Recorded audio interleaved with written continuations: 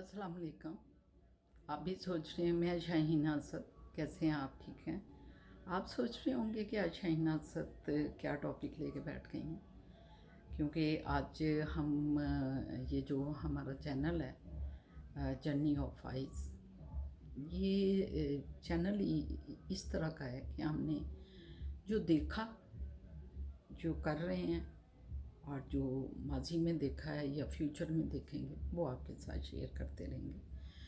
तो आज कोई सैड सिचुएशन है थोड़ी सी, क्योंकि पिछले 2-3 दिन मैं काफ़ी सैड रही। आप जानते हैं कि एक बहुत बड़ा हमारा मुफक्किर, मैं उन्हें मुफक्किर कहूँगी, मुहक्किक और इल्म का सरचश्मा और एंकर, अदाकार, ड्रामा आर्टिस्ट और न्यूज़ कास्टर, मतलब क्या क्या जहतें थी उस शख्स में कि जिस पर्त को खोलो उसके अंदर एक ख़जाना था, इल्म का ख़जाना, मालूमात का ख़जाना, अपनी पर्सनैलिटी का ख़जाना। तो आप समझ गए होंगे कि वो जो नीलामगर का जादूगर था वो अब इस दुनिया से अगली दुनिया में कूच कर गए। तारक अजीज़ साहब, तारक अजीज़ साहब वो हस्ती थे कि मेरा दिल किया कि मैं कुछ उनके बारे में बातें करूं, क्योंकि हमारा बचपन था, बचपन ही मैं कहूँगी। हम उस वक़्त स्टूडेंट थे, स्कूल के स्टूडेंट थे। कुछ याद नहीं है कि 7वीं क्लास थी, 6ठी थी, 8वीं थी, ये याद नहीं। इतना याद है कि स्टूडेंट थे हम स्कूल के। जब नीलामगर स्टार्ट हुआ, नीलामगर इतना पॉपुलर प्रोग्राम बना उस दौर में, क्योंकि उस वक्त PTV होता था और PTV का ये प्रोग्राम इस तरह जब ऑन एयर पे जाता था तो सारी फैमिली जो है वो 8 बजे आगे बैठ जाते थे टीवी के, और इतना अच्छा प्रोग्राम था कि सारी फैमिली मिलके देखते थे। आपको पता है उस टाइम पे फैमिली रिक्रिएशन होती थी, टीवी जो है, और सारे मिलके टीवी कई प्रोग्राम देखते थे। तो मैं समझती हूँ कि तारक अजीज़ का ये प्रोग्राम जो है ये एक प्रोग्राम नहीं था, बल्कि ये एक स्कूल था, ये एक दबिस्तान था, ये एक यूनिवर्सिटी थी इल्म की, क्योंकि इसने 4 दहाइयों तक ये प्रोग्राम चलाया। एक नीलामगर की सूरत में, तारक अजीज़ शो की सूरत में, और फिर बज़्म तारक अजीज़ की सूरत में। दरमियान में कुछ तातल आता रहा, कुछ टाइम नहीं भी चला, लेकिन हम मजमूई बात करें तो ये 4 दहाइयों, गोया के 4 नस्लों को इस प्रोग्राम ने मुतासर किया। और आप यकीन जानें कि ये प्रोग्राम जो था, ये एक प्रोग्राम इसलिए मैं कहती हूँ कि नहीं था कि ये एक जो सामने स्टूडेंट बैठे होते थे, जो हम जिनकी पर्सनैलिटी अभी बन रही होती थी, किरदार साजी अभी हो रही होती थी, जिनका करैक्टर बिल्डअप हो रहा होता था, वो सारे बच्चे इस चीज़ को इस तरह अंदर अब्जॉर्व करते थे कि हमारे किरदार में जो कि घर से हमें मिला होता था या घर से हमारी तरबियत हो रही होती थी, उसमें इस प्रोग्राम ने भी बहुत बड़ा रोल प्ले किया। मैं समझती हूँ करतार साजी की तामीर में नीलामगर की बेशुमार हिश्त जो हैं वो भी हमारे उसमें शामिल है, करतार साजी में। तो ये एक बहुत बड़ा क्रेडिट है किसी भी इंसान को, और उससे इंसान के प्रोग्राम को। प्रोग्राम इंसानों से होते हैं, प्रोग्राम का अपना कोई वजूद नहीं होता, आप उसमें इनपुट डाल के उसको एक शक्ल देते हैं। तो ये जितनी इनपुट थी, जो भी कुछ हो रहा था स्टेज पे उस वक़्त, हफ्ते में एक दफ़ा ये प्रोग्राम आता था, तो वो तारक अजीज़ के क्रेडिट पे जाता था। तारक अजीज़ जो थे, उनका प्रोग्राम एक गेम शो नहीं था, वो एक खुद अपनी ज़ात में इंस्टीट्यूशन थे। क्योंकि जब उनके इंटरव्यू आप सुनते हैं या उनकी मतलब कोई कुछ भी देखते हैं उनका, तो आपको फील होता है कि वो अपनी ज़ात में एक दबिस्तान है, एक ऐसी तारीख़ हैं, एक ऐसी मालूमात का ज़हीरा है, एक ऐसी ज़ंबील हैं کہ اس کے اندر سے اس جو ان کے پاس ایک زنبیل سی ہے اس میں سے وہ نکالتے ہیں دیتے ہیں، نکالتے ہیں دیتے ہیں، اور پھر بھی وہ اندر سے بڑھتی جاتی ہے اور خالی نہیں ہوتی۔ تو طارق عزیز کی یہ پرسنالٹی تھی۔ اللہ تعالیٰ انہیں غریق رحمت کرے۔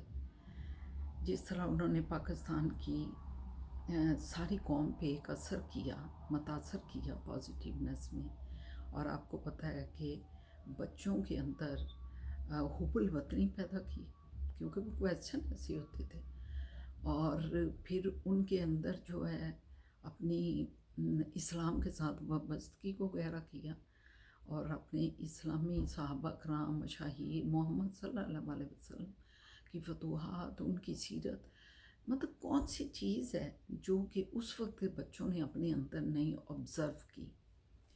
تو کیونکہ ہم بھی سمجھتے ہیں کہ آج ہماری جو کریکٹر ہے، جو ہمارا سیرت ہے، اس میں نلام گر کا بھی ایک بہت بڑا حصہ ہے۔ تو یہ بنتا تھا کہ ہم طارق عزیز کو خراج عقیدت پیش کریں۔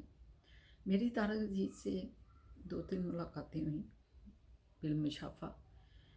ایک تو 2 دفعہ میں ان کے پروگرام میں شامل ہوئی، اور پروگرام میں میں نے دونوں دفعہ فرسٹ پرائز ون کیا۔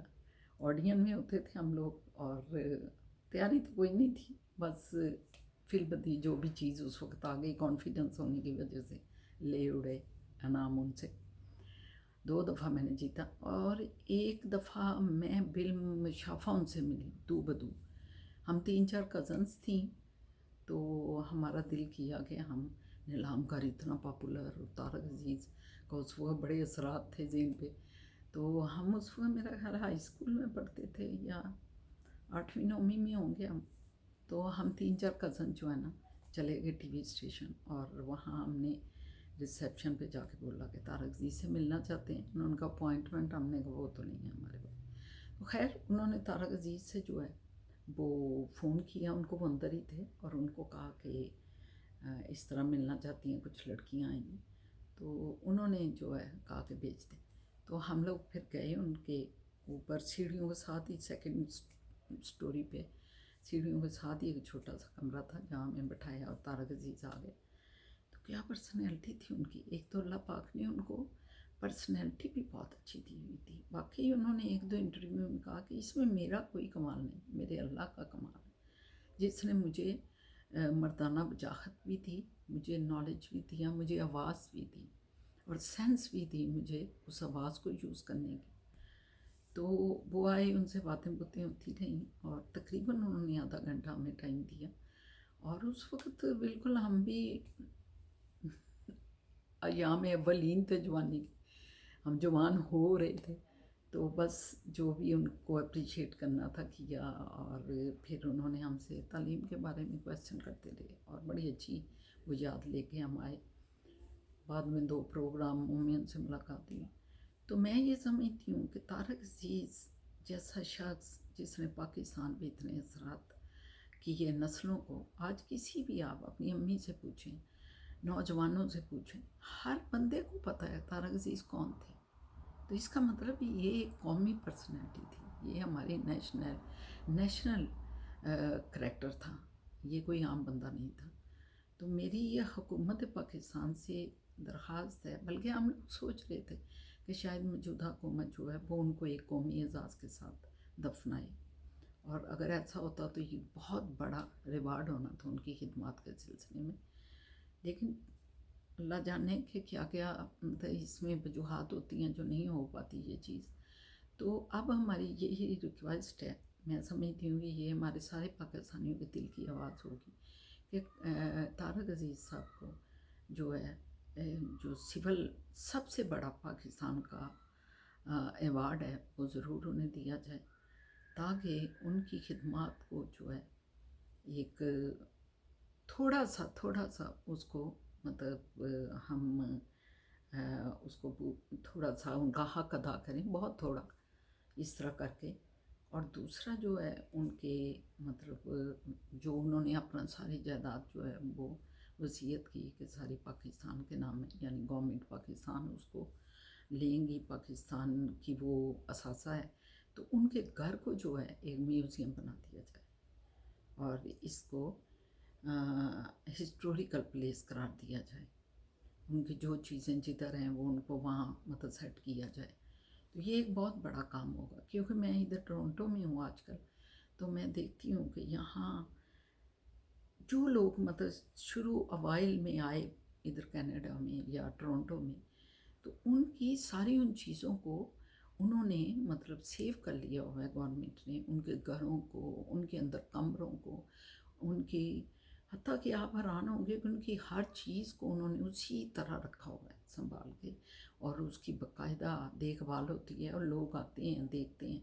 تو یہ ماضی کے ورثے ہوتے ہیں. آنے والی قوم کو، آنے والے نوجوانوں کو پتہ ہونا چاہیے کہ طارق عزیز کا پاکستان بننے کے بعد کیا رول رہا ہے، اور لوگوں کی ذہنی تعمیر میں انہوں نے کتنا رول پلے کیا. تو اس کے ساتھ ہی میں آپ سب بہن بھائیوں سے دعا کروں گی کہ دعا کریں اللہ پاک ان کو غریق رحمت کرے. یقیناً وہ اللہ پاک کے بھی پسندیدہ ہستی تھے، اور میں جانتی ہوں کہ اتنی صفات جو اللہ پاک اپنے کسی بندے کو دیتا ہے، اور وہ جب بندہ اس صفات کو یوز بھی کرتا ہے، ضائع نہیں کرتا، تو اللہ بھی اس بندے سے خوش ہوتے ہیں. تو اسی کے ساتھ ایک نعرہ لگاتے ہیں، پاکستان زندہ باد. ہم اس طرح تو نہیں لگا سکتے لیکن ان کی یاد میں. تو یہ اگر پروگرام آپ کو میرا کچھ اچھا لگے، اور قائد اعظم کو طارق عزیز کو اگر آپ نے ریوارڈ دینا ہو تو میرے پروگرام کو لائک کریں اور پورا دیکھیں، اور اچھے کومنٹس بھی دیں کہ مجھے پتہ چلے کہ ہم اپنے ہیروز کے ساتھ ایک جذباتی لگاؤ رکھتے ہیں. بہت شکریہ. Thank you very much. اللہ حافظ.